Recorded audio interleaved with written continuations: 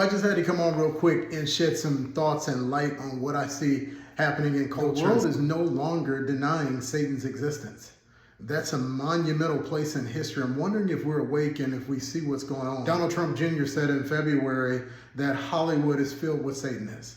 People like Tyrese coming out seriously where he should be promoting a movie, and he's coming out with a concerned statement about Satanism and how we need to turn to Christ. People like Little Uzi Vert and Little Nas X a couple years ago proclaimed that he was honoring Satan with the shoes he came out, and they talked about samples of blood being in it. Hollywood is acknowledging Satan's existence, Satan's drive, Satan's influence over some of the biggest areas of media that drive our culture. Why though, if we acknowledge Satan, is there not a further counter-acknowledgement of God? I think because Satan has trapped people to think he's the boogeyman and there's nothing to be afraid of. But if you trace the cookie crumbs to everything he has his hands on, and it leads to death. He will give fame, he will give fortune, and when he is done using those who sell their soul to him, there's always tragic ending. Why isn't those in the household of faith that are involved in entertainment telling people about the counter, all-knowing, all-present being that created Satan in the first place?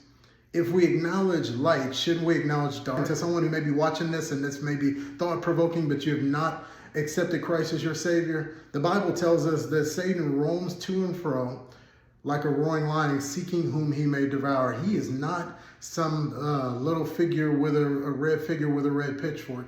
He hates you. He desires to destroy you. But the Bible tells us that Jesus, on the other hand, commended his love towards us, that while we were yet sinners, he died for us. He covered us in his blood. It's a free gift. Rejecting the free gift of grace is like accepting a death penalty rather than a pardon. Listen, it reminds me what Jesus did on the cross is the only way to truly find everlasting life.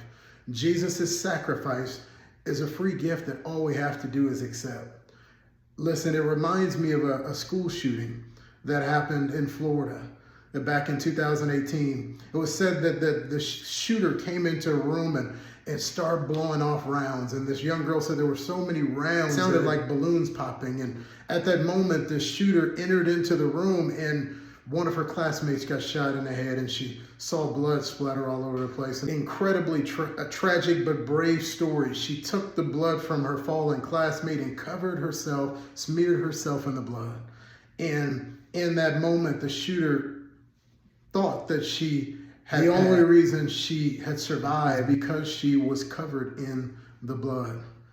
To everybody who's accepted Christ as their Savior, we are covered in the blood of Christ. Just like that young lady was covered in the blood, each and every person that accepts his free gift is covered in the blood. And my question to you is, are you covered? God bless.